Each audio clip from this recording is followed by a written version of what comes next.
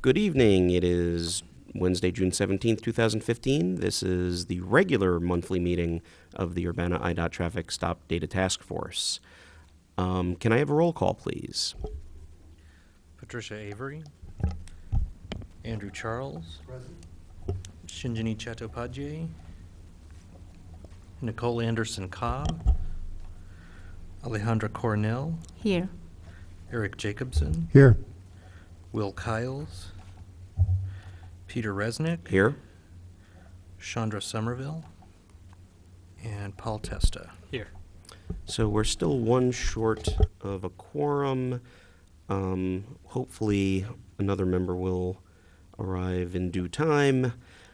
Either way, why don't we skip on down to do some discussion of the reports we've gotten so far. And I know, Paul, you had prepared a presentation on a bunch of the questions Nicole asked. I guess my inclination is to wait and see if Nicole is just arriving late before we jump into that discussion. Although if she's unable to attend, we'll go through her questions nonetheless. I think they're important. Why don't we start with the two short reports that Andy and Alejandra submitted this evening, and go through, see if anybody has any comments on those, and then talk a little bit about the executive summary introductory materials that I submitted earlier today. Aha, well, Nicole is just arriving, so why don't we wait a moment and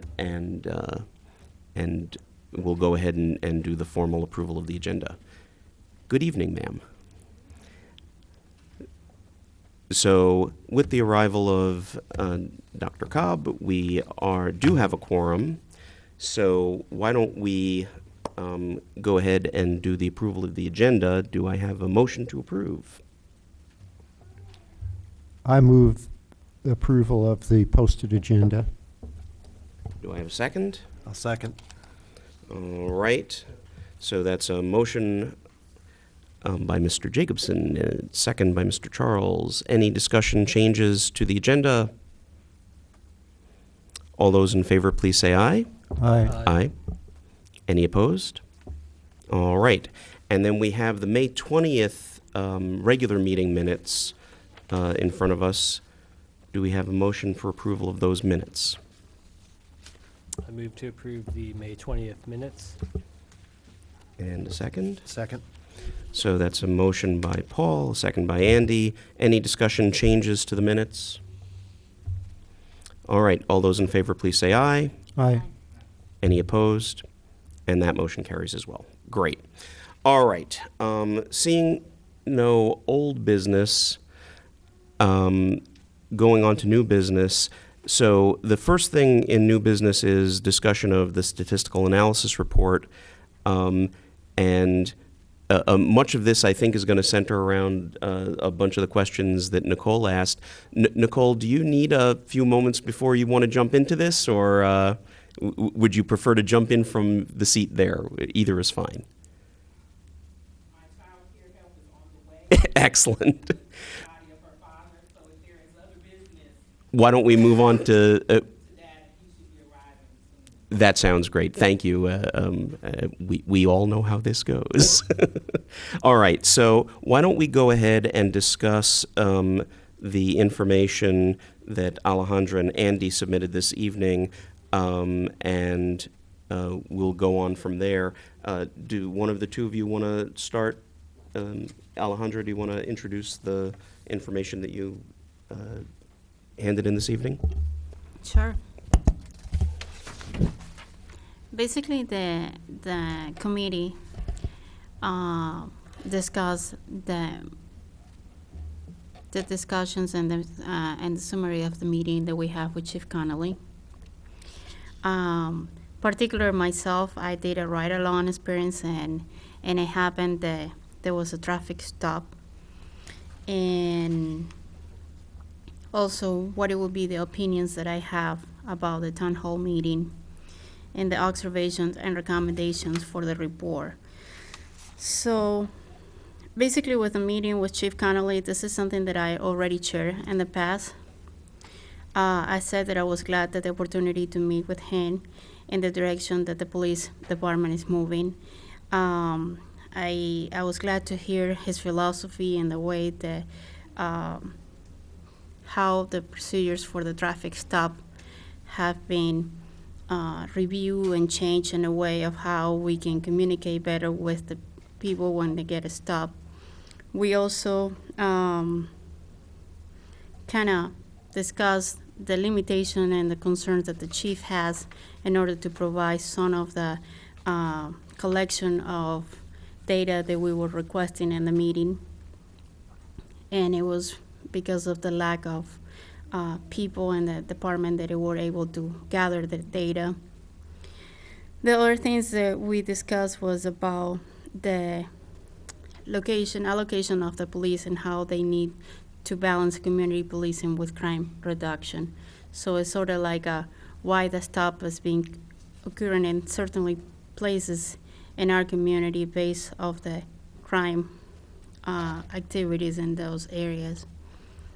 Another thing, and I'm highlighting things that we have discussed in the past, and please, if you have any questions about it, just feel free to ask. Also, I was really impressed about the way that the community policing is working right now with Urbana and the efforts that the police are making with different neighborhood and how the increase of neighborhood watch group has been increased in the last few years that the chief has been involved. The Cup Corner program is also something that we talk about it because one of the purpose of this committee is how we can reach out the community and how we can educate the community. So with the Cup Corner will be an idea of not only provided in English, but also to different target language that we have in our community that is so diverse, and provided in Spanish that is already going, but we can expand to other different language like Mandarin and Korean and Vietnamese and French that are other demanding language that we have in our community So, based off the demographic of our area. just a quick question. Could you just explain a little about what the Cop Corner program is? I'm not sure that, I don't have a full handle on it. The Cup Corner program is an initiative of the Urbana Police Department, and Andy can actually spend more on that information, but it's basically to discuss and, different issues that the people face with police and kind of learn how they can conduct themselves when there is any interaction with police.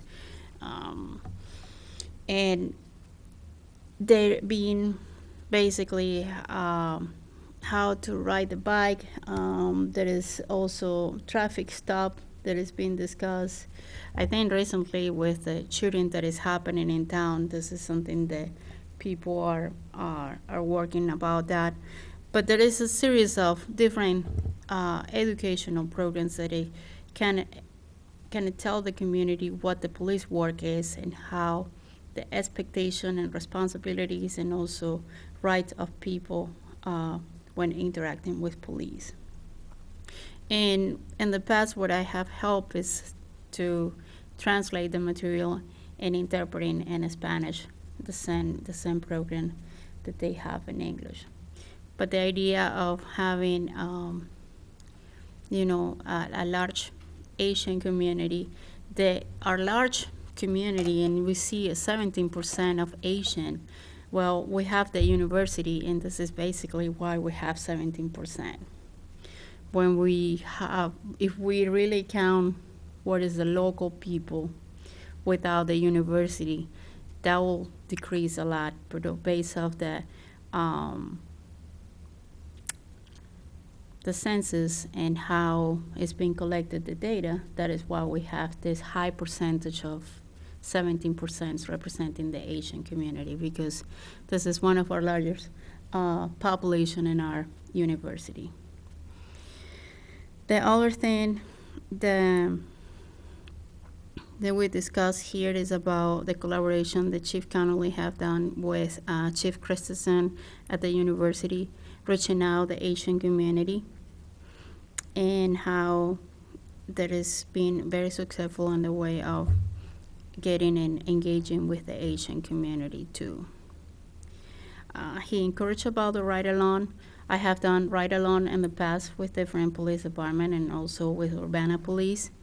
And that specific time that I did the ride-along here at the Urbana Police Department, we have a traffic stop. It was just by the end of my ride-along, and we have a traffic stop. It was very late at night, like I said, around 11:15 p.m. I was pleased about how the officer conducted himself, because it was basically the same thing that Chief Connolly had discussed at the previous meeting. And in my opinion, in the way the traffic stop was conducted was because the light was, the emergency light was no, the emergency light, the front light and the car was not working, and that reason was the stop. Truly, by the time that it got stopped, I was not able to kind of determine what kind of car, the year, the model, to see anybody. And obviously it was somebody driving the car, but it was hard to see who was the person based off the location of the car and what the stop, and where we were located. I was in the whole process. I didn't step away from the car because of safety reason that the police has. In order to have a ride along, they need to kind of check, and it was very late at night. So the officer kind of told me stay in the car, and then I will check and see and talk to the person. I was able to kind of listen the conversation barely because I was inside of the car, and it was hard for me to listen to the driver. But the questions that the officer asked and the way that she was conducting herself, there was no any kind of any altercation or any kind of rush or anything, because everything moved very, very, very nice. And after that, when she came back to the car and kind of find out that the person didn't have an insurance, one of the things that the officer was telling me about it, it was like, okay, I'm gonna go back because this is a person who was being moved not long ago, and she probably don't have all the things together.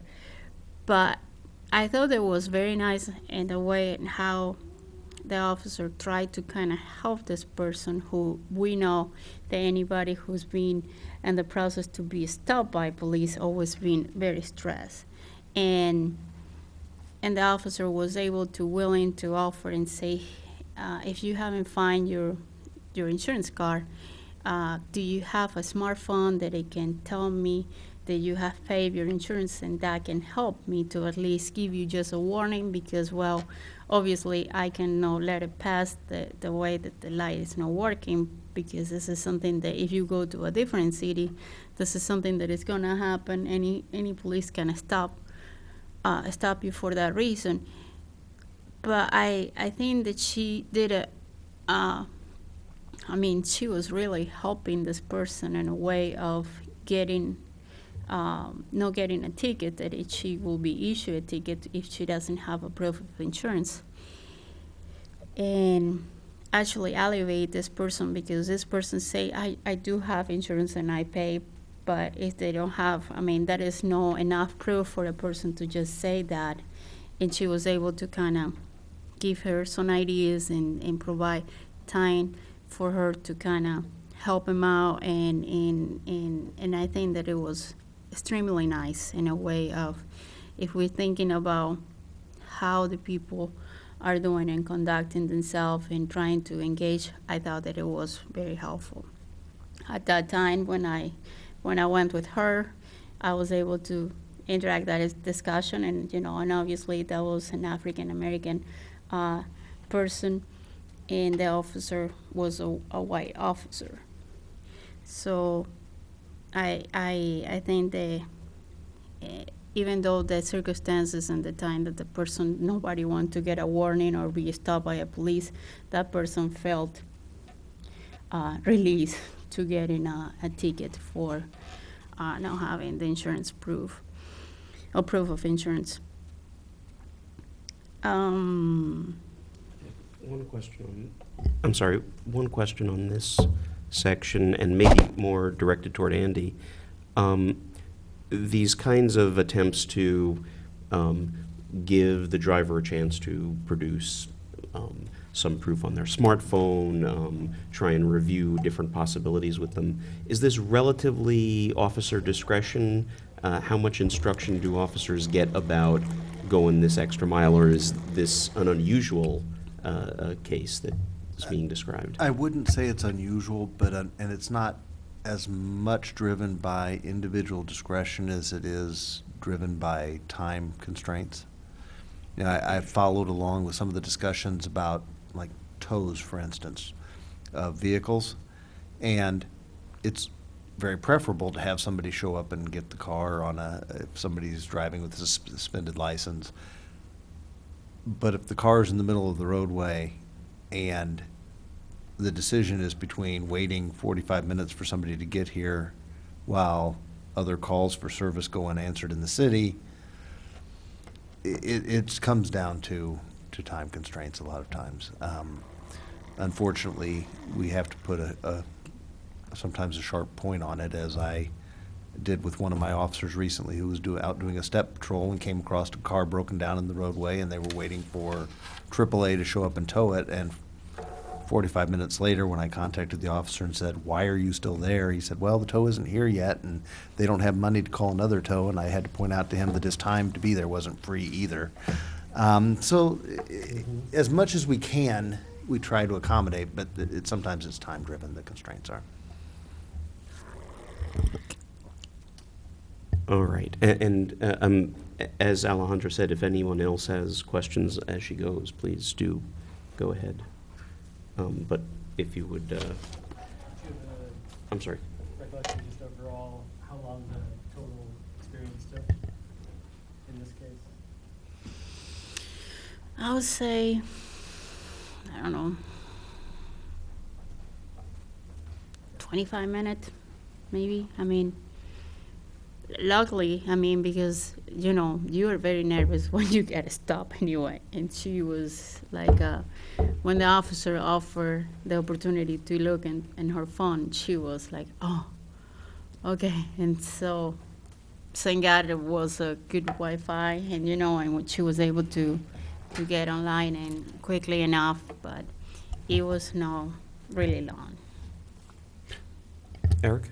So I'm trying to remember, Paul, did we find that there's a statistical disparity, a racial disparity between the average length of traffic stops? And which way did that go? Yeah, the duration for stops is higher for minorities, and in particular African Americans and Hispanics. I think, in the raw total aggregates, it's several minutes, and so that there are some extreme outliers across every category, but on average, the duration of stops is longer, and part of that may be due to the different types of stops. Part of that may be due, I don't know, to the types of, for example, if a car has to be towed, I guess, then those stops would take longer. But Yeah. So this was a case, this individual case, I have no idea how typical it might be, but in this individual case, the stop was lengthened because of extra time that the officer took to assist the motorist, or to give the motorist another chance to provide proof of insurance, and the stop could have been shorter if the person had simply been cited. Although I guess it wouldn't have been shorter because you couldn't have driven it away, is that right? No, just in insurance, with no insurance, you can drive away, so Okay. it would have been considerably shorter. So the stop would have been shorter, so there are sort of countervailing reasons why a stop might be shorter or might be longer. And as you describe that, I think in, Paul, in your discussion of that particular statistic, given that this has come up, we probably want to point out that as a task force, we probably don't have much to make of the statistic of length of traffic stop because it could be for positive and negative reasons. I'm not entirely convinced we've got much to say in the executive summary about that particular statistic, but. Yeah, I mean, I guess I would think that in the executive summary, a possibility would be to simply say that, you know, there's anecdotal evidence of one kind of length of traffic stop. Maybe there's anecdotal evidence of other reasons for contributing to traffic stops, but we don't have any classification of the reasons for length of traffic stop and that one could do statistics on. So it's there. It's, I guess, it's a trend that seems to be statistically significant. It's beyond the noise, but we don't know what it means. And maybe it gives us an indication of a recommendation we can make that, in addition to collecting information about the length of the traffic stop, and every bit of information we add on for the department to look at, of course, is more complicated, but for them to examine with officers why particular stops, if they take especially long or take longer or shorter than average, why that happened in particular. But there is a record that could be explored, and that's the dash cam. Mm.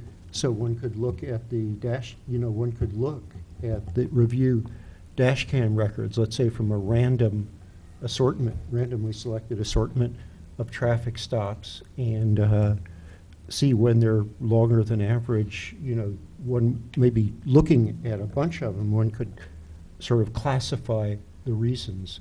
So that might be something, you know, to do as a follow-up. I think this falls into the category of things that it warrants attention. Mm-hmm. It probably is something that you would look at and say, okay, I think I know why this is the way it is. There are a number of things that influence it, including whether somebody has their driver's license or not. It's longer to try and confirm the identity of somebody that doesn't have their license with them, and if they're unlicensed, that takes longer yet. And there's a number of variables. Even things as simple as a warning ticket is much faster to write than a citation, and a citation for a section that has a checkbox on the ticket is much faster to write than one that you have to write out what the violation is and the section number. So there's a number of variables. So I think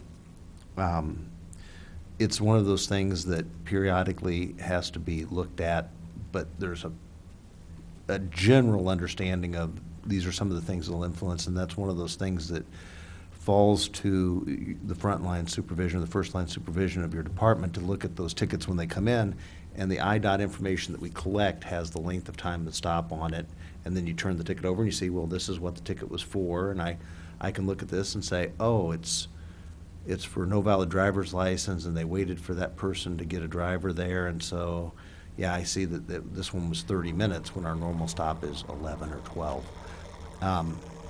Like what Paul looked at, I think if we looked at something like the 65th percentile or something like that, I'm guessing that these stops would be very close in duration. It's those outliers that can really, really drive it up quite a bit. So, but I think one point that I don't want to lose here, clearly some of the text I've already written and some of the text that I've read from others, there seems to be a pretty general feeling of the task force that one of the recommendations, the sort of broader recommendation we're making, is about improvement of community engagement. And one of the things that can be done with this is to say, we probably want to identify for longer stops those officers who are taking the time to do that sort of engagement, encourage that behavior, identify officers who consistently have very quick stops, and see if we can increase that. So making the recommendation pointed about what we're looking for and what we think the department should be doing more of. I think you make a very good point that we do have to look for better ways to reach out to the community. And you're exactly right, that if a stop is very quick, it probably is meaningless. There probably wasn't much thought that went into why this was going to happen, and it's a checklist thing, and it's done. And so we have both ends of the spectrum warrant a little bit of attention. But, and this is off of this topic, but what Alejandro was talking about, and that was the Cops Corner is one of those ways to do an outreach to the community. And the world changes all the time, and how we interact with the public is changing, and we have to find new ways and creative ways and better ways to reach out and have that contact with the public. All right, and so I don't want to lose the last part of your report, so if you wanted to And quickly, yeah, go ahead, I'm sorry. I guess this can give a good sample of a good community engagement. Absolutely, and I think that's the sort of thing we're going to want to have written up in the thicker part of the report. Yeah, I do appreciate that. So please go ahead. The other was about what it would be my opinions about the February town hall meeting. And I feel that we have the opportunity to find out more from the community, how they perceive in the interactions with law enforcement. Some of those interactions reflect fears, concern, mistrust, frustration, and helplessness. Some others show the value, trust, and hope to work together to make a better experience between the community and the law enforcement. I was pleasantly surprised to hear the lack of recurring concerns about the Urbana police. We have the opportunity to gather group and discuss different questions. And one of the ideas that came out was to work with the Police Institute training at U of I to work on the interactions between community members and law enforcement. In my opinion, we have to work together to heal the things that hurt the community and law enforcement. Therefore, in the meantime of healing, we need to have a better attitude towards working together for solutions that affect both groups. I feel we have a good department and a good police chief who demonstrate his commitment to maintain peace and safety within the community. He has demonstrated that he has passed his philosophy to his officer, and I have witnessed those good actions with Officer Charles and Officer Alfonso. Observations and recommendations for the report. In my opinion, this disparity is a problem not only in our town, but across the country. The positive impact of this study is that it will help us work together with our local police department to continue to try to find answers and explanations for disparity. While this group started this process, there is considerable more work to be done in the community and the police department for us to better understand what is happening in our community and a similar size cities across the state and the nation. I want to share with you guys something that I recently read from Mahatma Gandhi, and I think this quote, it kind of reflect the situations that we're dealing right now with the community and law enforcement a lot. The quote say, "You must not lose faith in humanity. Humanity is like an ocean. If a few drops of the ocean are dirty, the ocean doesn't now become dirty." And this is something for a person that all of us have respect about Gandhi and how he see humanity. But this is something that I kind of relate to the situations that we see in our community. I don't think everybody in the community is bad, as well as I don't think everybody at the police department could be a bad police. So this is something that I want us to kind of keep in mind in any of our interactions and the ways that we trying to come out with this report and the recommendation and the observations that we do. We have to work towards that the community is the one who is going to be affected by our actions and our work. Appreciate that. Any other questions for Alejandra? Eric, please. I haven't written this down, but one of the things that I was moved to reflect on by the community meeting at the Civic Center was, I was thinking about that in combination with the hotspot policing, Paul's comments that stops are correlated with calls for service, and calls for service in turn are correlated with geocodes that have a higher African American population. And I realized that which I hadn't fully realized before, I could have realized it, but the experiences that were described there made me realize that every African American, or especially males, will have had a disproportionate experience of being stopped for mostly no reason, or for very trivial things, just as a consequence of the hotspot policing. It seems to me that the question we have to ask is that pattern simply due to being in the wrong place, or is it also because of being of the wrong race? Indeed. But there's no denying the disparity of the experience. I mean, even if we want to say that it's just based on good police practice to attempt to suppress crime in areas where there are more, calls for service, I think we have to explicitly recognize the disparity of the experience in different communities for whatever reason that disparity is. And as we get to the parts of my executive summary that touch on this, I'd be curious to hear your feedback, whether I've captured that so far in a reasonable way, and I think it will indicate for, again, the more detailed sections of our report, what we have to point out with regard to community impact. Anything else for Alejandra?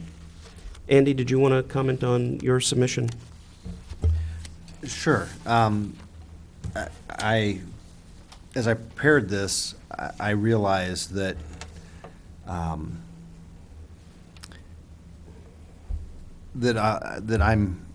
I look at this much as a glass half full. That this has been a positive experience for me, and I've seen positive movement. And I don't want to dismiss others' feelings that there's frustration that we haven't gone further or come to resolution, and I understand that. But I do think that from the police perspective, from the police department perspective, from my personal perspective, that I've seen very positive movement in this process. In the overview, one of the things that I touched on was that Chief Conley intentionally distanced himself from this committee so as to not unduly influence it, but it should never be mistaken for him not being interested. He routinely had conversations with me about what was going on and what could be done from a police perspective. And he was instrumental in some of the changes that we've already made. We did address the issue of how we collected, or some of the information that we collected, so that we collect the why, or the motivation for traffic stops. that information's coming in. He actually shared the first run of that information with me to see what my initial thoughts were, and it reflected what I thought, and I think it will change with time as we get more used to filling this out and familiar with and uniform with how we're using these terms. And but the initial run reflected that the majority of the stops were traffic related, that there were more community caretaking stops than targeted patrol stops. I think that over time, those community caretaking stops, we'll see the numbers drop off because people are truly not doing community caretaking. It's probably more targeted patrol, and we'll see those numbers go up a little bit. But the bottom line of that is that the officers are much more aware of the concept of why, and really being able to articulate why they're doing what they're doing. And that's a cultural change within the police department, and something that doesn't come quickly, but it is being addressed, and really being addressed without pushback. So it's not an immediate change, but I'm not getting any pushback on it either, which is great. We raised the issue of implicit bias, and we actually, Chief Conley sought out and brought in a teacher, instructor, Michael Schlosser from the Police Training Institute, to specifically speak on implicit bias and introduce the concept formally. I think it's something that everybody has an idea of, but to formally address it and talk specifically to how officers can work to identify their biases and try to overcome them in decision-making processes. So that was a good training and a start. Again, these are starts, not end results. We just recently trained and have one more session of training on the entire process of traffic stops, as we realized that some officers weren't thinking in the same terms about why stops are made and why we need to focus on various things, and the articulation, and also of why the stops were made, and the reviewing of results of the stops to make sure that our intended goals are being met. And then I talked about the importance of open lines of communication being brought home. That's something that is not a new lesson, but is a lesson that can't be forgotten, can't be learned or brought up enough. In the town hall meeting, one of the things that struck me was the need to find new ways to communicate with the community, because the world has changed. You know, stopping on the street corners, stopping on the playgrounds is not what it was 15 years ago. Kids aren't in the same places. People aren't in the same places. People aren't communicating the same ways. And we have to grow with the community. We have to change with the times. And that's something that we need to put some emphasis on. One of the things that I'm particularly proud of the police department through this whole process is that I've had 100% cooperation. When I've gone to the police department and asked for something, I've received it. And some of the things are like allowing access to the video tapes. They cause some anxiety, as it would for anybody that runs a business or is overseeing people. When you have candid views of what you do in your day-to-day and give restricted access to that, there's concern that the one that you see will be the worst day. But the thing that won the day was the idea that even the worst day is not criminal or something that we look at and we don't look at it other than to say, yeah, we need to be better, we need to address this, but this can be overcome. But the openness of the police department was I'm very proud of that. I expected it, and I'm happy to say that it was there. Everyone that I've had contact with at the police department, which is about everyone, has been open to the idea of cultural changes within the police department to address the issue of the disparity that exists. And it certainly doesn't exist just in the traffic stops. That's simply a a symptom or, it's an easy indicator. It's something that's easier to gauge than some other places. But the disparity exists a lot of different places. One of the places that we looked at that it exists is the number of people, or the disparity in the people that call for service and say, I'm a victim of a crime. The disparity is great there also. So the disparity is across the board in the criminal justice system, and we don't have control over all of it. But there are things that we can influence, there are ways that we can change, there are cultural changes we can make that with time I think can impact the disparities and hopefully impact them in a positive way. Any questions?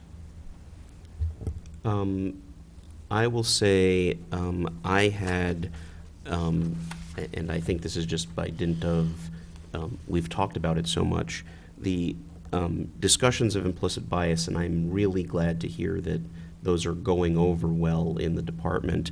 But I think this is well worth pointing out in our report as something that really needs to continue, that we need to make officers aware that there are going to be disparities that are not attributable to all of these other circumstances, that are simply they happen to over-police an African-American person because of implicit bias, and that's something to work to address.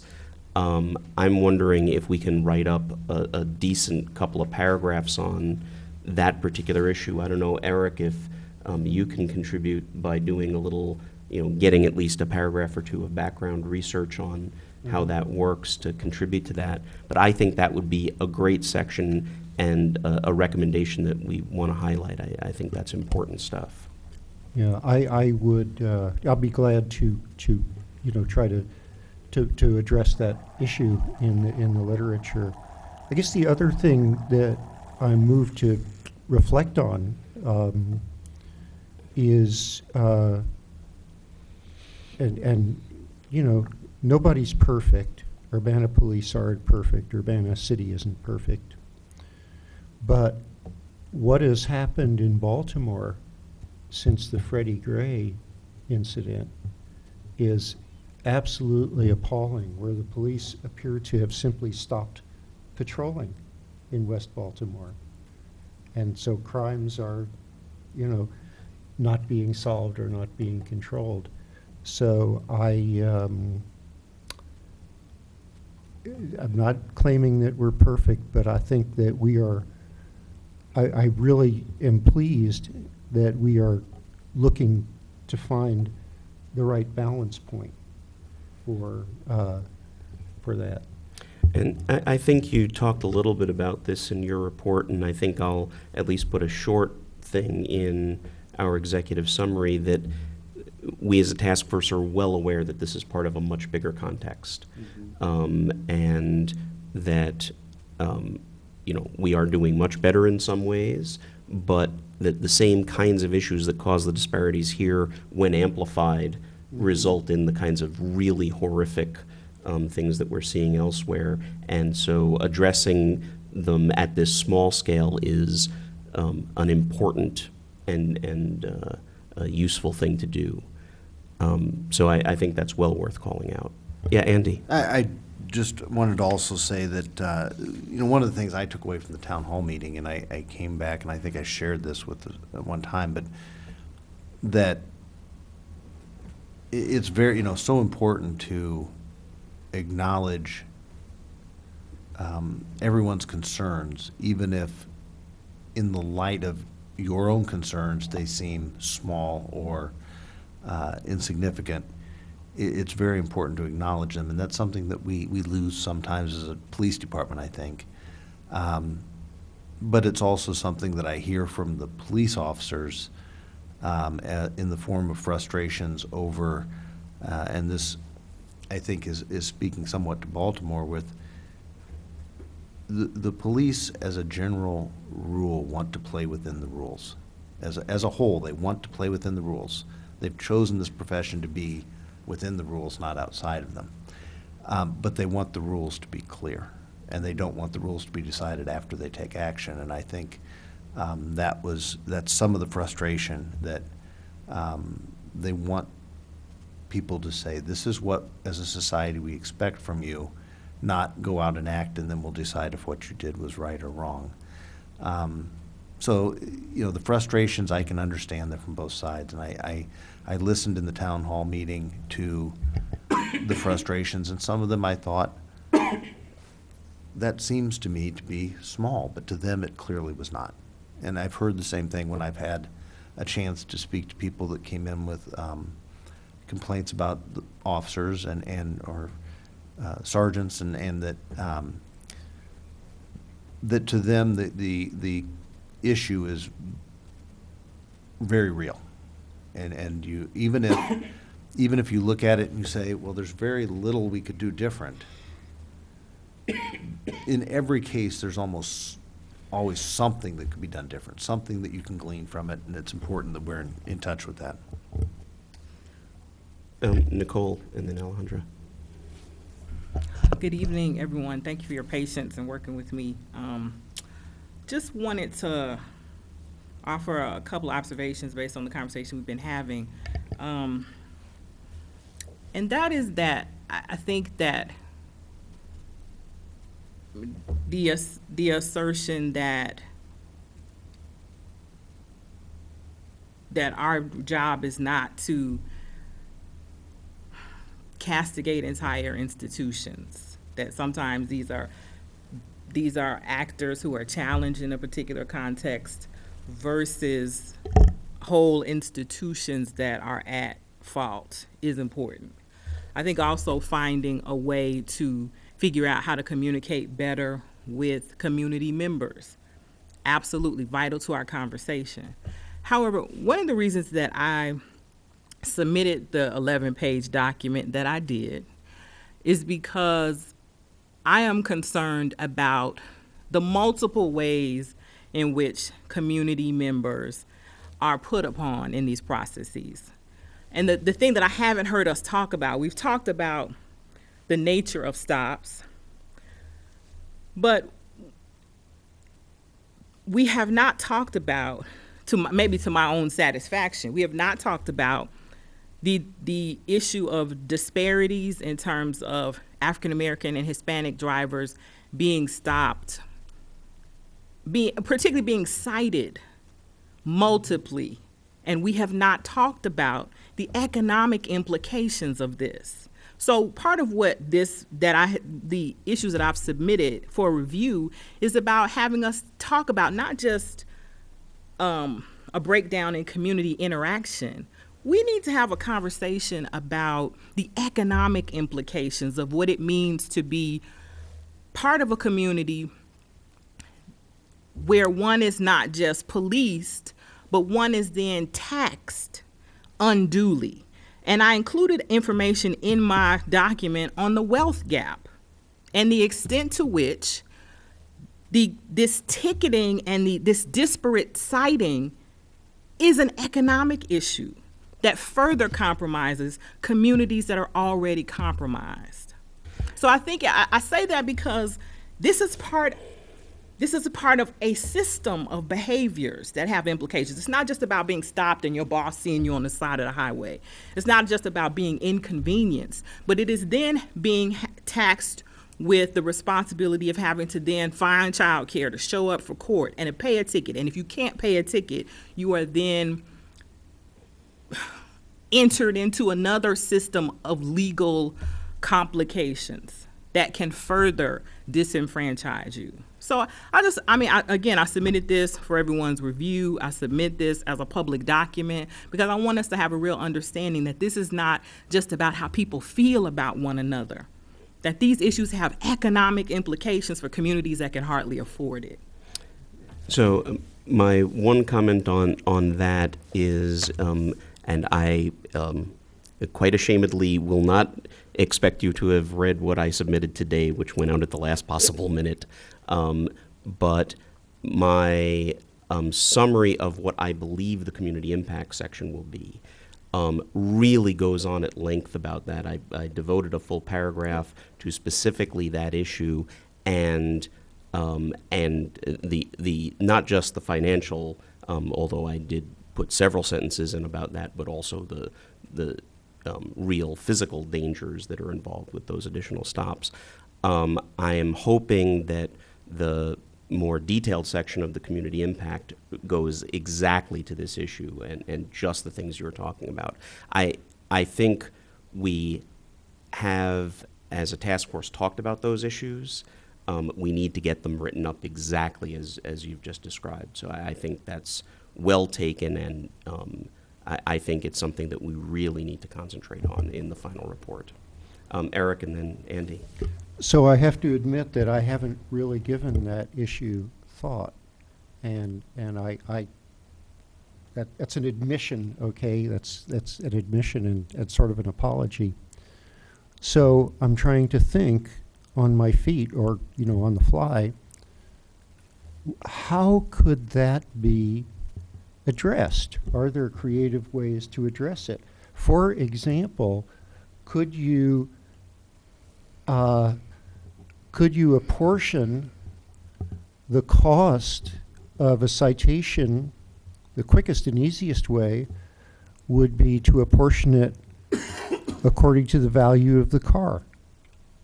Now, maybe this is a silly idea, but here's the thought. Maybe you could give people who are driving more expensive cars more expensive tickets as a way of, and this is on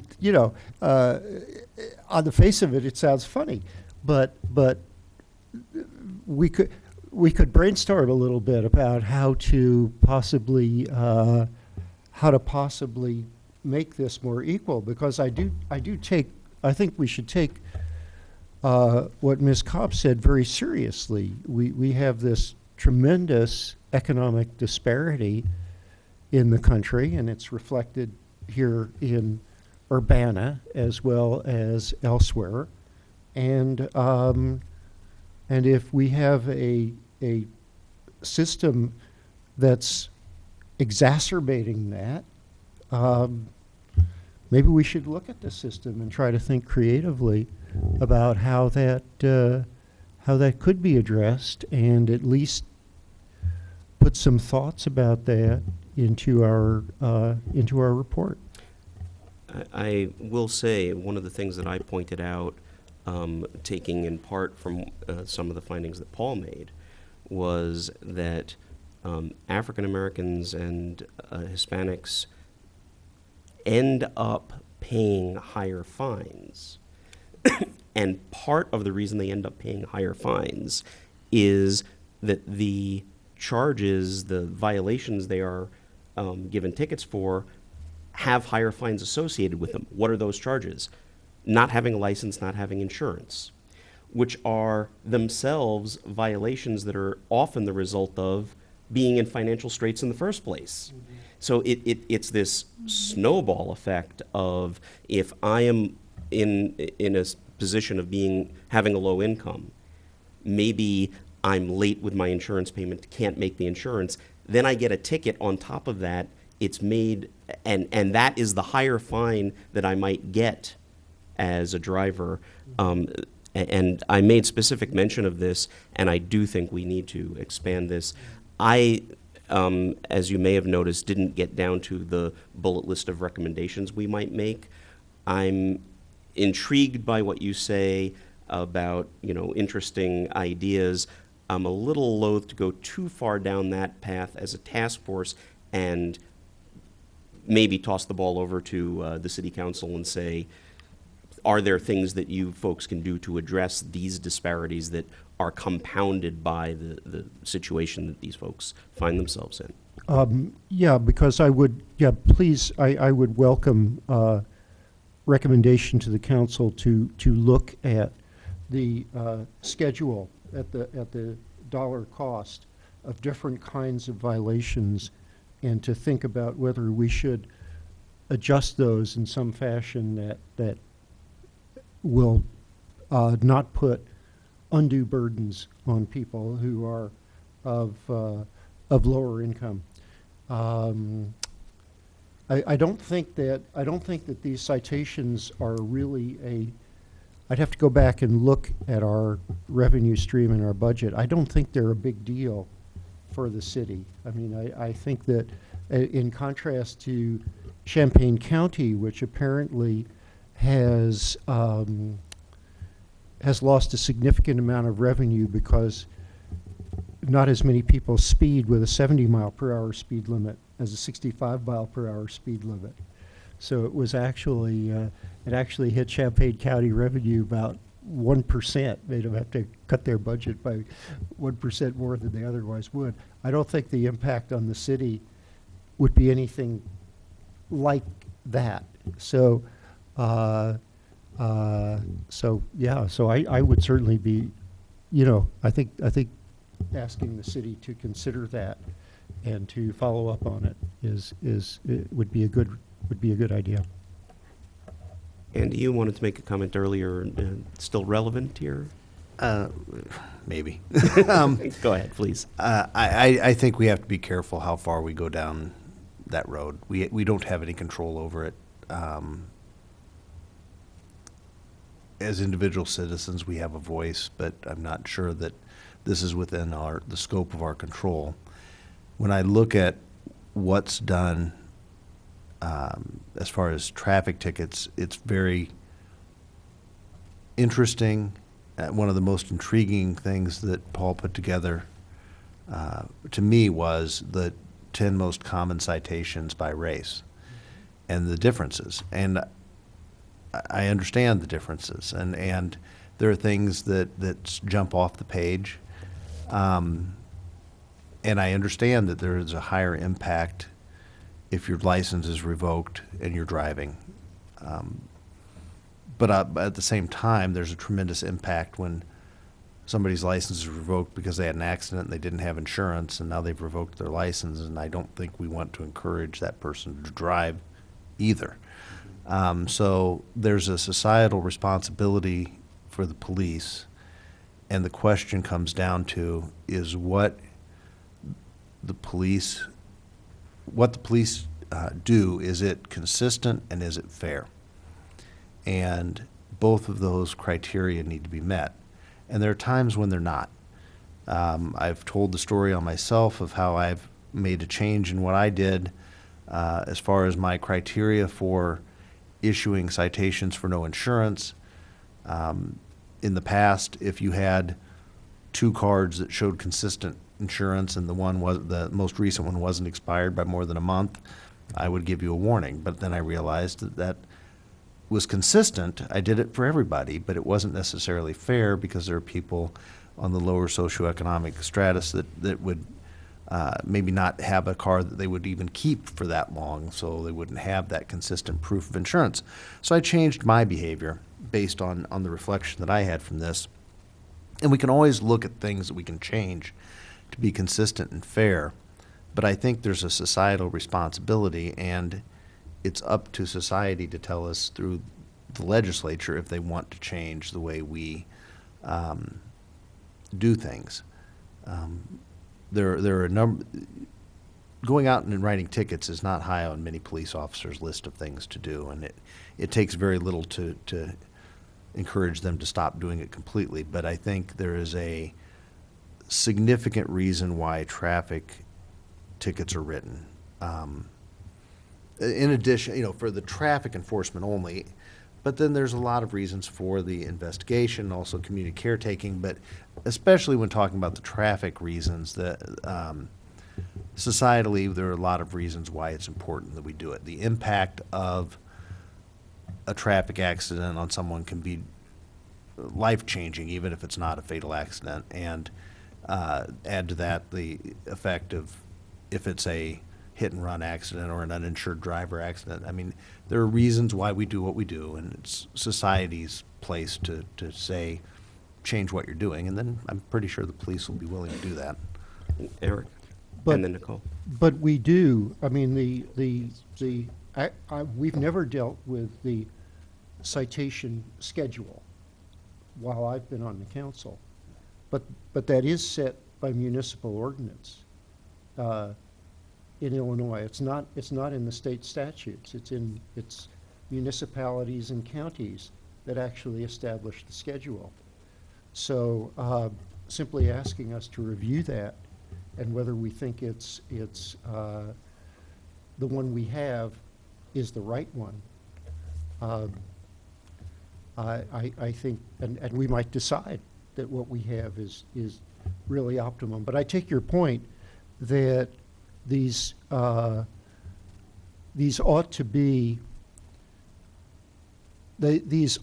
sensitive to the danger to society that particular violations incur. And I agree with that. I agree with that absolutely, completely, and probably everybody does. Nicole, then Alejandra, and I was going to make a comment. I just want to say that one of the reasons I brought up what I did is because I think the issue of citation helps us understand that this is about shared responsibility. This is about police officers making determinations about citations, but it's also about municipal governance. And that's why in the question I ask, how would the city of Urbana work to remedy such practices? How will Urbana police work to remedy such practices? I think it's really important, and you all have said as much, that these are not just issues of policing. This is an issue that the city of Urbana as a governing body has to take up. And so I'm happy to hear you talk about this issue of reviewing the schedule for any kind of built-in disparities that may exist. Because one of the things that I heard in going back and looking at the video is that one of the kind of threads of conversation that went around the task force is after the Department of Justice report dropped in regard to Ferguson. The kind of sigh of relief that went up from the task force was like, well, we understand that we're not Ferguson. Well, at least we know that we're not Ferguson. And my question is, how do you know? How do you know you're not Ferguson if you don't have the data to be able to know whether or not people are being disparately taxed? The chief admits in the meeting we had with him in February, he has not had the ability to look at the data. This is the argument he made to us. He hasn't had the data because they don't have a statistician on staff and have not had, so they've been understaffed, is his argument in regard to why he doesn't have a better sense of the numbers. Member Jacobson, you yourself said you don't have a clear understanding of the schedule as it relates to fees and fines. So I think it's important that we remind ourselves that this notion that we kind of take heart in the fact that we're not as bad as other communities, but let us be willing to look at what we are doing and the broader ramifications for how it affects the citizens who we're trying to serve. Alejandra, you had a comment. Well, I have a comment and I have a question too, because I mean, I'm following what you're saying, in Nicole, about the stop, and I don't know how much I can talk about my experience in the ride along and have a traffic stop. I don't think that I'm going to get in trouble about the conversation that I hear, I mean, with this particular stop, because I don't know the name of this person. I don't recall the name, the time and the date, and so when you're referring, the concerns about the stop and the repetition and the cited, your concern is, like, I can tell you based on my view as a citizen, in observing this person who got stopped by the police, that was not the first stop that this person had in the last 3 months. And she said that to the officer because of having this issue in the car, and not be able to fix it, and as you say, this is the economic reason that maybe the person is not able to fix that problem, and it's a risk that we take as a citizen to be able to drive a car, and if we know the issue, that might happen when we're driving. So this person maybe stopped many times during that period of the time, in 3 months, we got this discretion of this officer giving a warning and then giving the opportunity, to appeal by the circumstances of this person and don't give her a citation because they give it a chance. We'll try to produce a proof of that, and this is something that is happening. But we as a citizen, we also need to be responsible in a way of in avoiding situations that it can occur into a citation. If I know that my license plate, the what do we call it? Help me on this. The registration is expired. I know that when I'm gonna get out of my house, that will be it's the risk that I'm taking, unfortunately, and it will create a lot of issues because I need to go to court. I need to do this. I might be short on money for paying that, and I need to go because it's the same thing that it happened with the Latino community here. I don't have any status in this country. I cannot get a driver license. Now this is not an excuse because now there is a law in Illinois that allow Latinos to be able to have a permission to drive, and there is no reason. But I still having the problem because I deal with that every day in a way of, did you get your driver license done? No, because I don't have the money, or because I don't have the time to make the appointment, or I don't. There is issues in our community that the point that I'm trying to bring is the financial issues, the social issues that we have in our community maybe carry into this other issue that is a traffic stop that unfortunately we cannot do much about it, or it's not a traffic stop what we should be discussing at this table. We should discussing about the issues that we have in our society for not having, opportunities, job opportunities, or we don't have the money, or we don't have the education. And there's so many things that are carried into this traffic stop that is something that we can discuss. And it's a relation that we have with the traffic stop. And the things that the reason that I want to talk before you jump into this and having this conversation is that when Mr. Eric was mentioning about the situation in Baltimore, you mentioned the situation in Ferguson. I've been hearing this not just between you two or, on this table. I'm hearing this in many meetings that I have in the community, that this can become a Ferguson and it can become Baltimore. And I've been attending a lot of meetings between community and law enforcement. And honestly, I want to ask this question because we work in those meetings. We work in those community meetings. Did we really think that a situation like Ferguson or like Baltimore, I don't know. Is everybody have, or somebody have been taking the time and think about it? How's the relationship of the community member with the city officials or their local law enforcement in Baltimore and Ferguson? Is the same relationship that we have here? Because if it's the same relationship, okay, I will be concerned. But otherwise, I'm telling you, we have a monthly meetings at the police department in Champaign, where all police department in our county get together, the chief go give report, get engaged into people. I understand that it's not only community members who attending to those meetings. It's more like the leadership and social services that are involving with law enforcement.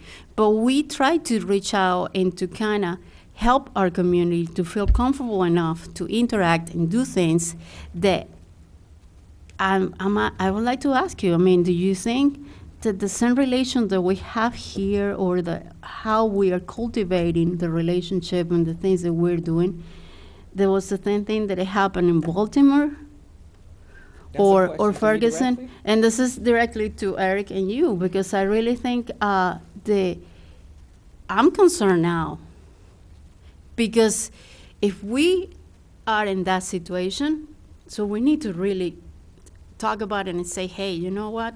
We need to just start focusing about how we need to avoid that situation, because this is a problem that we have in our community. There is not only traffic stop, but it's the relationship. It's not nurture, it's not happening, or what are you guys thinking? I'll give you each an opportunity to respond if you would like. You gonna go or you want me to go? It doesn't matter to me. I always, anytime I have a chance to talk, I always open my mouth because I'm a professor. And I would like to hear I both. am too, so come You on. are too, yeah, right. Okay. And I had a granola bar, so I'm ready. And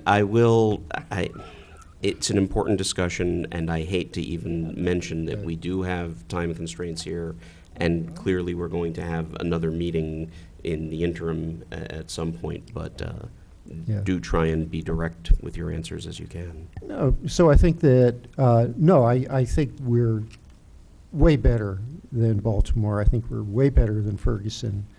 I think that, however, I think that all people have the potential to do either very good things or do very bad things. I think we're much more on the good side of that balance than those communities are. But I think we always, I would just echo what Nicole said. I think that we can't ever take that for granted. We have to examine ourselves and be sure that these, whatever tendencies we do have to behave abusively or irresponsibly to each other, we have to, really examine ourselves and be sure we're as sure as possible we're not doing that. Nicole, please. The thing I'll say is that I think that I use the example of Ferguson because it was raised at this table. So it's not a matter of trying to, because I think there's this tension between talking about how national issues affect local matters. Like sometimes it's relevant, sometimes it's not. Sometimes we decide it's relevant and sometimes we decide it's not relevant. For me though, we undertook a multiple month study of the data. And I'm calling the data to the stand. We're not, the observations that I'm making about what's happening in the community around disparities are not based on how I feel about the community. It's not based on a positive ride-along experience. We are making an assessment. Our assignment was to make an assessment about what the last decade of policing looks like and to uncover our findings. And in so doing, it reveals to us that there are splinters and issues and problems that many citizens aren't aware of. If I'm just going to court, worried about my ticket and trying to take care of my matter, they don't have the privilege of sitting in this august body and having thousands of pieces of data to look at. We have stadium seating. We're looking at all the data and trying to figure out what policing has looked like over the last decade. And so it's not a matter of how I feel of an experience that you had. This is about the arduous work that the statistics committee has taken up and what their findings reveal. And I think that when the final report comes out, it will be incendiary for some, because there are people who have no idea that these kind of disparities exist around stops, around ticketing, around citations. So the work we have been charged to do is to pull the veil back and to look at ourselves. Our job is not to make ourselves feel good about what we're not. Our job is to look as honestly as we can at our community to figure out where our trouble spots are and how to fix them so that relationships won't worsen, so tensions won't be elevated. But you cannot fix what you don't acknowledge. But so do you think that we don't have a relationship that I can avoid those issues that it happened in Ferguson and Baltimore is the question that I have, because I understand your point. In the data, this is something that we can look from. I mean, when Paul is going to talk about his report. I mean, because this is basically the things that he's been done in this study. But the question that I have, I mean, do you think that that can become, I mean, we don't you see that is a better communication in a way, and it's important because it is know that we are starting here the feelings and how we think, but if we're mentioning and we're bringing what is happening across the nation, and we are worried about that concern, I mean, there is a way that we have to see what are your perception about it in terms of the relation that you see that the community engagement that we have with law enforcement and the relationship and meetings that we attend and do it. I mean, do you think that it's something like that we can predict that Baltimore, I mean, it's just a question. Do you think that it can happen? What can happen? Do we do? A situation like Baltimore or Ferguson in our city? I think it's possible. I think it is possible if we don't do better. If we don't fall into the trap of ignoring what the data is telling us. If we're not working on community engagement, if we're not looking at implicit bias, if we're not looking at municipal schedules, if we're not doing all these things, then sure, we have the potential to fall into the same kinds of very serious community divides. And that is what has got to move us to make sure that our recommendations are as strong and as precise as they can be. All right, unless you think you want to jump in here, I'd really want to get to the discussion of the statistics report. And once we're all done, I would ask that people pull out their calendars because I want to figure out when we can most quickly do our next meeting and get some more of this writing together. So, Paul, I'm going to impose on you to go through some of your presentation rather quickly. I do want to get as many of these questions that Nicola's raised answered tonight. I think many of them indicate a good chunk of editing that we need to work on to get some of these answered. So I'll pass the baton to you for the moment. Yeah, and I'd just like to thank Nicole, as always, for very thoughtful and thought-provoking questions that I think, at least in my mind, some of this is just bad writing on my part, and I'm sorry. So thank you for clarifying those issues. And some of them are important questions and questions that I don't know quite how to answer with the data. And then some of them I think are helpful for really focusing on the, sort of the totality of what these things tell us. And I think that's very useful and important. So I'm just going to run through your questions in order. Some of the things you talk about, what are our recommendations? I've left that. I think we've talked about that deeply or more broadly.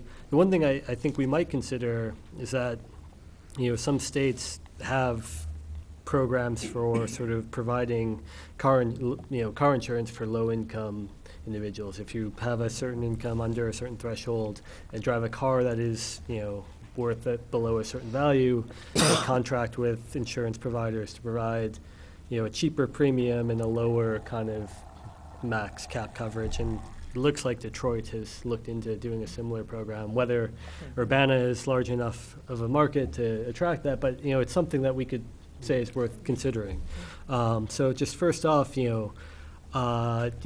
demographics alone, I think the point is that it's not just that there are some baseline differences in, race and class and the intersectionality of that explains why these disparities exist, that there are certainly patterns of policing and, some evidence at least that race is a factor, at least sometimes or in some situations, in why drivers appear to be stopped. And then there are things outside of, or information that we don't have in the data at hand that might, also be at work. And that's always sort of, at least from my perspective, what are the things we don't know or we don't observe that could also explain this? And so that's part of why some of the writing is wishy-washy or uninformative, and I'll try to tighten that up. I guess my best answer is that, conditional on the correlation between race and class and age and gender and all these other factors that part of what seems to be driving the disparities is the way policing is done, is this correlation between sort of, if there are more officers in neighborhoods that have a higher minority or African-American population, then, even if they were just stopping at random, they would stop more minority drivers. And then overall, that would drive a higher rate of, or disparity in the data. And then there's, it's difficult to really say what's going on in these individual stops, and was a officer influenced possibly implicitly just by this to make this decision. And the data and the best tests we have provide partial answers and sometimes inconsistent answers, and I'll talk about that a little more in detail. This question of a persistently higher disparity index, I think it's down to sort of trying to look at the disparity broken out by neighborhood. And that's taking the kind of this, the big picture I.D.O.T. Disparity measure. That's a ratio of two percentages. On top, it's the percent of minority drivers who are stopped over the percent of the population who are minorities. And all else equal, if whether you were stopped with simply a random chance, we would expect this to be close to 1. And we know that whether you're stopped is not all else equal, it's a factor of, some aspects of demographics of the cars we drive, and also the potential that, disparities in profiling is occurring, and that police are concentrated in different areas. And so what we see is that there are, areas where this is far higher than 1, where minorities are stopped at rates higher than we would expect given the relative share of the population.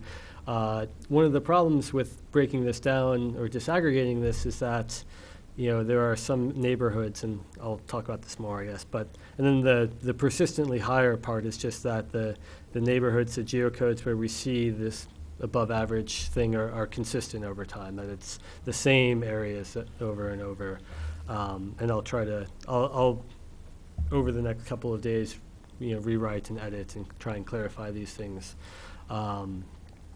So, I don't know if this patterns of policing are effective. I think that's a hard question to answer, in part because we don't know what the world would look like without, this pattern or this idea. And so, there's an ideal of saying we're going to change the way we do things around here. And I don't know. One thing we could do with these data, and I should follow up with Todd, is to look into, if we know some instances or some neighborhoods where a policy was in place to actively, stop more people in the hopes of reducing crime, did that happen? We could try and see those trends over time. I'm not sure.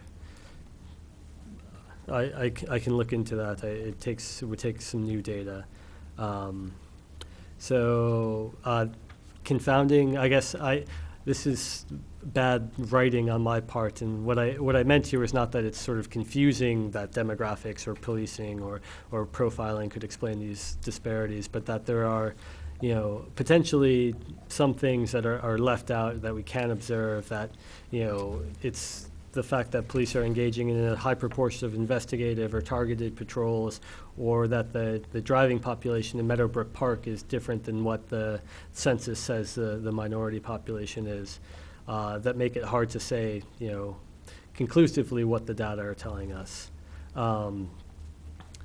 So this gets back to these disaggregated ideas that I think are informative, but also have problems. So in the classic thing for me is Meadowbrook Park, where there's the census says there are, I think 7 Asian people living in a small community there, and so the estimated minority population there is 3%, but probably the percentage of minority drivers on Windsor who are driving through that neighborhood who may get stopped is probably higher, but how much higher we don't know. It's probably closer to the estimate for Urbana as a whole, but I don't know, and it's probably very expensive or hard to get at that data. Although I have some thoughts about how we might try to do that. And even given that, though, we have residential neighborhoods where there are very few stops, but even given the small number of stops, we see that minorities tend to be stopped more often in these, the State Street neighborhoods to our west.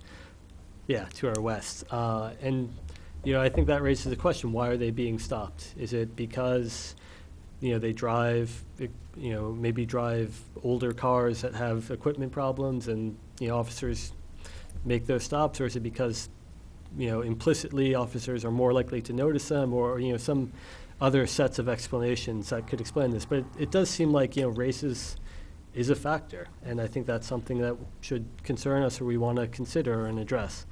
So the STEPS program, as I understand it, is just officers are detailed to a specific area to enforce traffic laws, based maybe on what data say that there are lots of accidents along Lincoln, or people are speeding near schools, and so they say today you're just enforcing traffic laws, or for a week you're doing this. I'm not sure how the program operates, and Andy, you can speak to that. I might run through this now and you can speak to this after. Actually, I think Yeah. the appropriate thing to do here is if, Andy, you could write up the STEPS program description of it for the report, that would be useful, and we don't need to I bother Paul printed with it out, that. but I see that I evidently didn't pick it up off the printer. Okay, good. Go ahead. I'm sorry, Paul. And then I have some questions about, when you're detailed, is it for a specific violation or all violations? But that'll be in the report. So why are they stopped at 25% higher rates?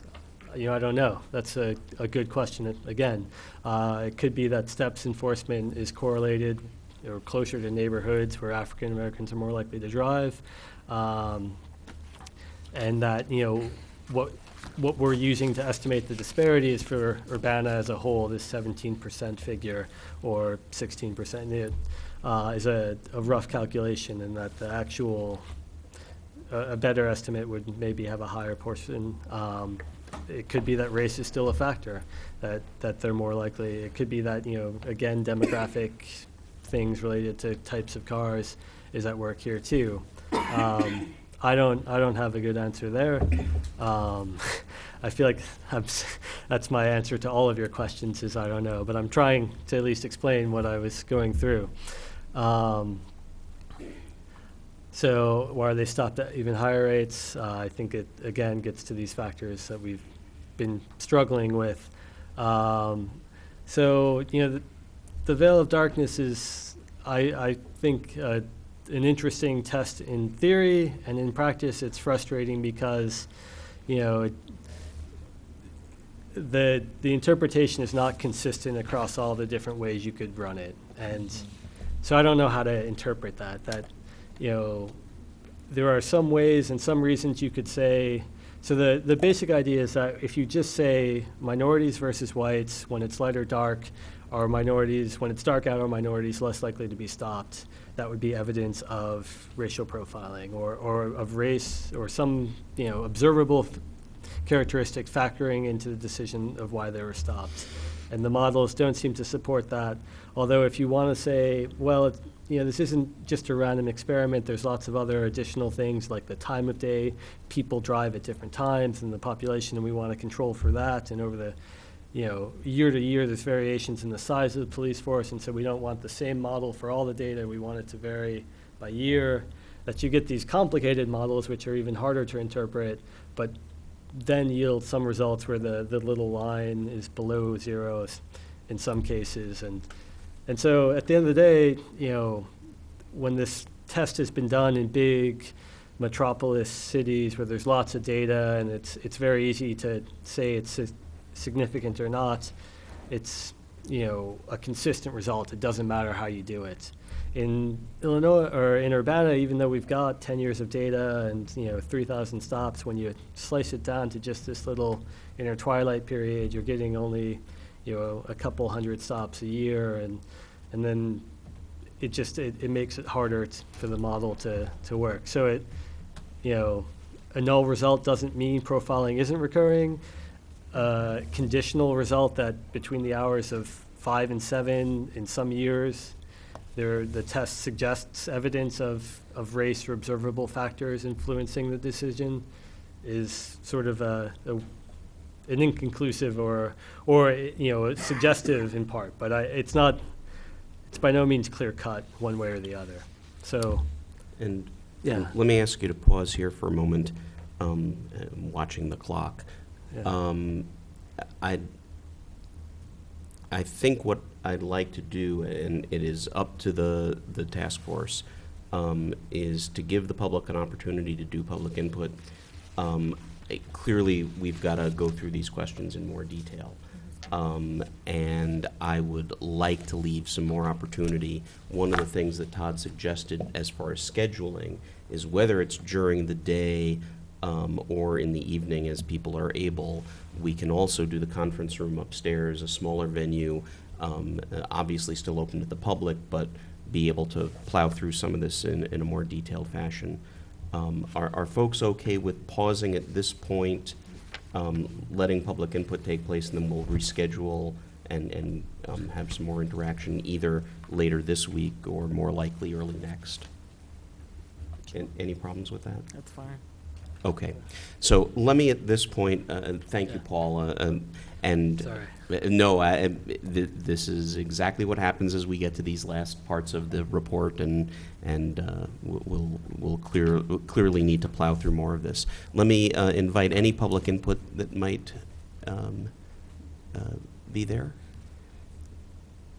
And if we can hold it to 5 minutes, and I do apologize, and as I said, we will have another meeting, and you'll have more I'll try opportunity. to speak quickly. Go right ahead. Thank you. Hopefully, you were able to see the recommendations, and that was shared with everybody on the committee. Would like to be able to respond to those. I know we don't have time right now, but a couple of things I would like to say very quickly is that you're coming down to the point, the most critical part of this is the recommendations. And I would suggest to you in 2010, okay, the city council decided that they were going to respond to the traffic stop data. And there were 3 recommendations made. One was there was going to be in-service in the police department. They had it at the Civic Center. They were going to do a statistical analysis, which they did, and they were going to look at that analysis and study it and see what occurred over the next few years. That longitudinal study was never followed up by the city council or the police department, to my knowledge, because we still are wondering what the data is saying. And the other one was the police department also said that they were going to institute some new items that they were going to collect as part of the data. That was done internally. I never heard exactly what the new data was going to be. But I say that because 5 years later, we're right back here. And in interim, the data, we'll be getting new traffic stop data report at the end of this month in June. And the fundamental question is, I think, emphasis, is the data consistently staying the same? Is it getting worse? Or is it improving? And any recommendations you make as the committee are going to be totally worthless unless you specifically say you got to link it. The data has to prove, and somebody has to be made responsible, not just the police department, but the police department in conjunction with some outside body that has the commitment each year to look at the data and come back and say, you know, we're seeing improvement. Some of these things seem to be working, or nothing happened. What's sad to me is we got 10 years, you spend a year doing this, and you come up with recommendations that don't have something concrete in terms of how you follow up and a commitment that's sincere from you to the city council and the city that this will continue. You've wasted your year, like we did in 2010. And I don't want to see that happen. That's the most frustrating thing to the community, is for you to have this report and nothing concrete in terms of recommendations and how that's going to be followed up. And I would simply suggest, are your recommendations going to be consensus? Are they going to be voted on? Are they collectively agreed upon? I'm curious to see how you decide that. I would like to just quickly, if I can, the data you talked about in terms of impact. The simplest way to reduce the economic impact is to reduce the racial disparity. Everybody gets stopped. I will suggest to you that 33% of the stops over the 10 years are African American. They make up 16% of the stops. So if 1,800 stops are African American, you take half of those off because you reduce it, make it equal. It's 900. 60% of those get tickets. You've reduced the economic impact by simply saying racial disparities are intolerable. I will tell you, there are communities of like makeup as Urbana that exist in the state of Illinois that do not have the racial disparity that we see in our traffic stops. To say that this problem exists in a lot of communities is true. It is. But when it comes to specifically traffic stops, there are communities of similar African-American composition and population where the disparity does not exist at a significant level. It's not an insolvable problem. It can be done. It is, and I will come back, and it's not to criticize the police department, but it will take a change of behavior on the police department in terms of how they conduct traffic stops. If that isn't included somehow, you know, investigatory stop, pretextual stops, if you don't get to the bottom line, you know, we can talk about improving relations, outreach, and all, that's great. But if we're going to talk about traffic stops, you know, you've got to get to that bottom line and include that as part of your report. And I know that's a real challenge and it can be difficult, but you know, you're at the final point, and I hate to see you waste your year if you don't include something that's going to have accountability and follow-up that is certain and direct and imposed, that the City Council of Urbana can say, you know, we are going to establish a process to track this until we get this problem solved. If you don't do it, you can go home tonight. You know, and I get a little frustrated because, you know, I'm looking at the conversation and we're still not focusing on the fundamental issue, and that's just traffic stops. You know, I realize the context of criminal justice and economics and all those other things. And you know, the perfect example was the traffic stop at a paper that was reported on the drive along. I FOIA'd the information, and I'm not sure who decides what information is redacted or not redacted, and I've requested dozens and dozens of traffic stops over the last 10 years. The officers' names in some of them, some they're not. The race, there's no box for race. It's hard to see where it's at. It's in the age code. Put the black, the B or the W there. There's some consistency in terms of forms, what data you want collected, how is it going to be collected, can we tie these different documents together more consistently, and then what's the policy regarding public access and transparency, not just for elected officials, because sometimes I find it very frustrating what's cut out of things one time and another time it's not. You know, and it's the officer's name was in every other FOIA request I've asked. In this one, the officer's name was redacted. I don't know who decided that or who looked at it, but I've got copies to show the example or the name of the person. You know, is there something consistent that needs to be clarified for the public so they can look and see or whatever? But there's about a million other things I'd like to talk about with the group over the last year. I've found it interesting to watch, but a very frustrating experience with background. You know, just to ask tonight, you didn't know, Eric, at the very beginning, one issue I'm sitting and thinking, God, that was in the 2010 report. It should have been acknowledged back in September. And here we are 3 weeks from doing the report, and we're asking questions that should have been kind of the groundwork to lead how you're going to figure out what you need to do to identify and resolve this problem. So I'm frustrated. You can see it. I get emotional. You can see it. I'm sorry and apologize for that. But I come every time because I made a commitment to it. This is an issue that just needs to be addressed, and we need to face up to it. Thank you very much. Yes? Thank you. I appreciate your input. Yeah. We are quite late on time. Just one question. Would you share with us the data on those communities that do not have disparities? Excuse me? Could You you share with mentioned- us the data you cited with, about those communities that do not have disparities? If you could submit in writing, I would appreciate I that did data. that like 6 years ago. I went through all of them and put it together. What you would want to do is have, 2013 data set. I looked at all 942 agencies and found 52 that were comparable to Urbana. That was about 6 years ago. So I don't think I can share you the document that I had then, okay? But I don't know how relevant it is in terms of comparing the data now that exists. But I'd be happy to email that to you, but Thank you. it's a little dated. All right. And the next meeting is starting in 10 minutes. Let me just take 1 minute. Are folks available early next week? Is there a night that is better or worse for those of us who are here? Or noon, yes. That would be great. So why don't I have, Todd, send out a scheduling email to everybody, but let's plan on meeting next week again, and we will get through more of this. So thank you all. Any further business? Eric? Just a scheduling note, it looks as though we will probably not have a council meeting next Monday night, so this chamber may be available if that works for folks. Okay. Thank you. With that, I'm sorry to say we have to be adjourned.